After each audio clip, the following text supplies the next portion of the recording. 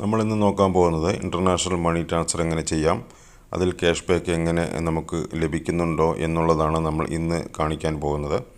അതിനു മുമ്പായി നമുക്ക് വാലറ്റിലേക്ക് മണി ആഡ് ചെയ്യണം. അതിനായി ഏറ്റവും മുകളിൽ കാണുന്ന ആഡ് മണി എന്നുള്ള ഓപ്ഷൻ ക്ലിക്ക് ചെയ്യുക. അപ്പോൾ നിങ്ങൾക്ക് ഇതുപോലെ പുതിയ പോപ്പപ്പ് ഓപ്പണായി വരും. ഇവിടെ നിങ്ങൾക്ക് ഡെബിറ്റ് കാർഡും ക്രെഡിറ്റ് കാർഡ് അതുപോലെ ബാങ്ക് ട്രാൻസ്ഫറിലൂടെ എല്ലാം മണി ഇതിലേക്ക് ആഡ് ചെയ്യാം. ഞാനിവിടെ debit card or credit card എന്നുള്ള ഭാഗം ക്ലിക്ക് ചെയ്യുകയാണ്.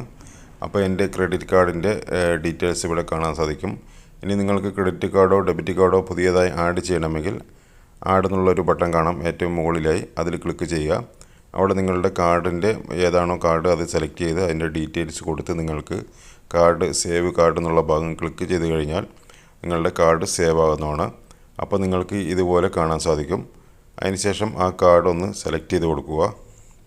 ഇപ്പോൾ നിങ്ങൾക്ക് താഴെ കണ്ടിന്യൂ എന്നുള്ള ഒരു ബട്ടൺ തെളിഞ്ഞു വന്നിരിക്കുന്നത് കാണാം. അതിൽ ക്ലിക്ക് ചെയ്യുക.